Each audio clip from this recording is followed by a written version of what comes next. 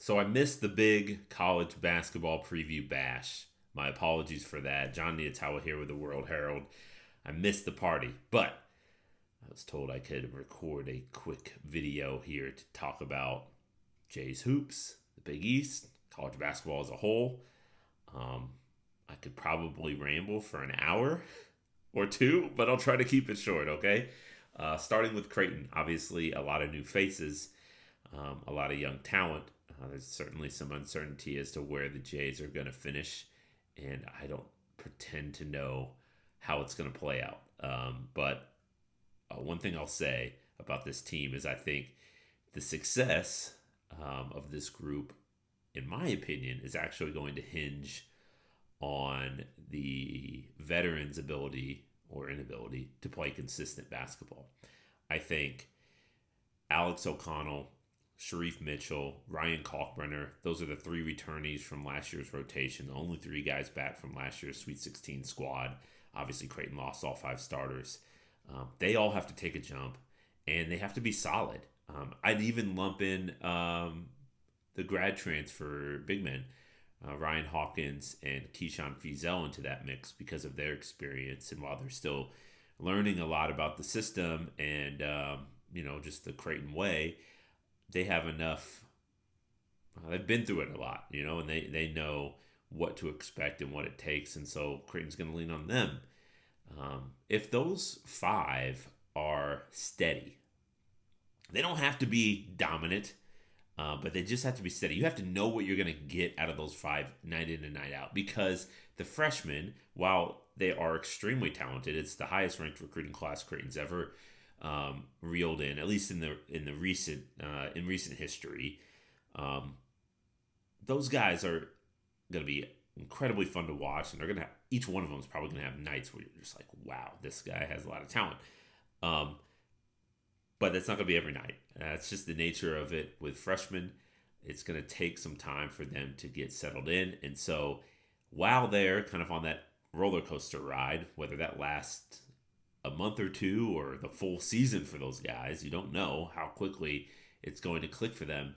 The veterans got to be the ones who are sort of steadying the ship. And so I think a guy like Ryan Kalkbrenner is going to make a big jump. But how much can the Jays lean on him on a consistent basis? Sharif Mitchell, you know what he's going to bring defensively. You can change the game on that end of the floor. But how consistent will he be offensively? Alex O'Connell didn't really find his footing with this team until midway through last year, and it was still a team last year that was dominated by those veteran starters. And so he's going to enter into a completely different role, having last year he became eligible mid-year. So there's still some questions with those guys, but they do have to be really solid for Creighton to be good. I think it's a middle of the pack Big East team. Has a chance to break into the top half and has a chance to make the NCAA tournament. Again, I don't know what's going to happen.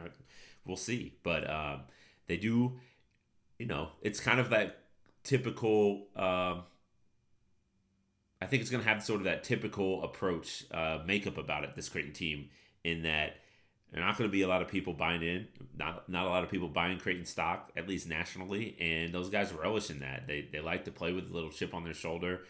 They know they'll have the fan support, but proving some people wrong, that they'll have that opportunity to do that. And it seems when this program's had, kind of had that underdog role, that mentality, it's done pretty well. So we'll see how they do. Again, I think the Big East, it's going to be good. I don't know. I don't think it's going to be at the level of 2017, 2018 when you're talking about 6-7 teams making the NCAA tournament. But I think it'll be a little bit better than last year. I think there's a lot of young talent in the Big East, maybe more so than ever in terms of the 2021 recruiting class. It's now freshmen. It just seems like a lot of teams brought in some elite, high-level talent, and teams are recruiting better. So I think that'll make the league fun. Obviously, Villanova's at the top. It's the class of the conference, always is, and it brings back almost everybody from last year's team again. It seems like those guys have been here forever. Colin Gillespie, Jeremiah Samuels. It's obviously going to be a national title contender, Villanova. So everyone at this point, things can change, but at this point it seems like everyone's playing for second. And then that next tier, I would probably say it's Xavier, UConn, Who, maybe Seton Hall in that mix, maybe St. John's. I I think you're kind of just like flipping the coin there, but I think there's certainly potential for 4 or 5 teams in the Big East to make the NCAA tournament, and who fills those fourth and fifth spots, we'll find out.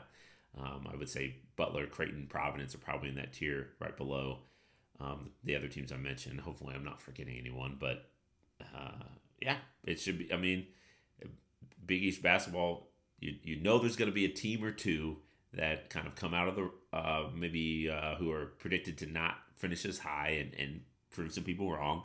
There's going to be a couple teams that don't live up to the hype. So last year, that was I would say probably St. John's was the team that surprised some folks. Although I was pretty high on the Johnnies going into the year. And 2 years ago it was Creighton. Obviously, the Jays were picked seventh in the league and then tied for the title. So there's usually one team that surprised people. Maybe it's Butler. Maybe it's Creighton. In terms of college basketball on the whole, it's just going to be a really talent-filled year. I feel like the top 10, top 15 in the sport just loaded. The players decided to come back and not enter the draft. The extra year of eligibility decided to use that. Players transferring up.